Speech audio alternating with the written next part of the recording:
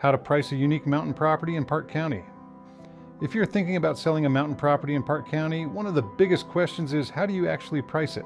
The answer is not always simple.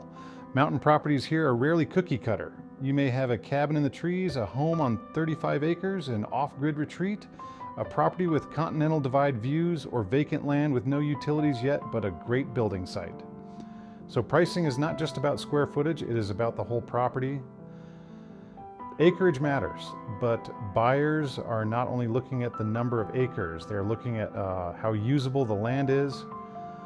Is it flat or steep? Is there a driveway? Is there a good building site? Can it be used for horses, camping, privacy, or future improvements? 35 usable acres with good access and views can price very differently than 35 acres that are hard to reach or difficult to use. Location also matters. Park County has many different subdivisions in rural areas, and each attracts a different buyer. Some buyers want amenities like private fishing, stocked ponds, community water, RV dump stations, or maintained common areas. Other buyers want privacy, larger acreage, fewer neighbors, or access to public land. A home in Indian Mountain, Stage Stop, Lost Park Ranch, Michigan Hill, Red Hill Forest, the Buffalo, Warm Springs, or Ranch of the Rockies may appeal to buyers for very different reasons. Access is one of the biggest value factors. Buyers want to know, can I get there year-round? Is the road county maintained, privately maintained, seasonally maintained? Is there a road association? And even if the road is good, the driveway still matters. A long, steep, shaded, or north-facing driveway can be very different in January than it is in July. Access affects convenience, confidence, and the size of the buyer pool. Utilities are also a major part of value. For homes, buyers want to understand the well, septic system, propane, heat source, electric service, internet options, and backup systems. For vacant land, they want to know whether power is nearby, whether a well is possible, what septic may require, and what it may cost to develop the property. A property with established working utilities removes uncertainty.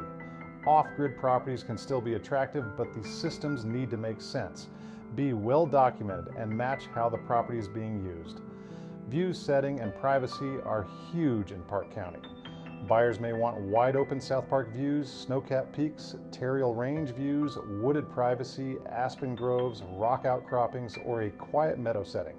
A great view from the deck, living room, or building site can make a property stand out, but views still have to be balanced with access, utilities, condition, and price.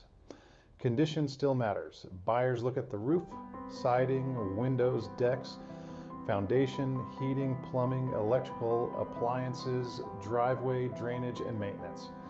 In the mountains, exterior condition is especially important. Snow, wind, sun, altitude, and freeze-thaw cycles all take a toll. A well-maintained cabin with documented improvements can stand out. A property with deferred maintenance can still sell, but the price usually needs to reflect the work a buyer may need to do. Comparable sales matter, but they need context. The closest sale is not always the best comp. The most recent sale is not always the most relevant comp. Two homes with the same square footage may not be comparable if one has better access, better views, more usable land, stronger utilities, or better condition. You also have to look at current competition. Sellers are not only competing against what sold last month, they're competing against what buyers can choose from today. One of the biggest pricing mistakes is focusing on only one feature.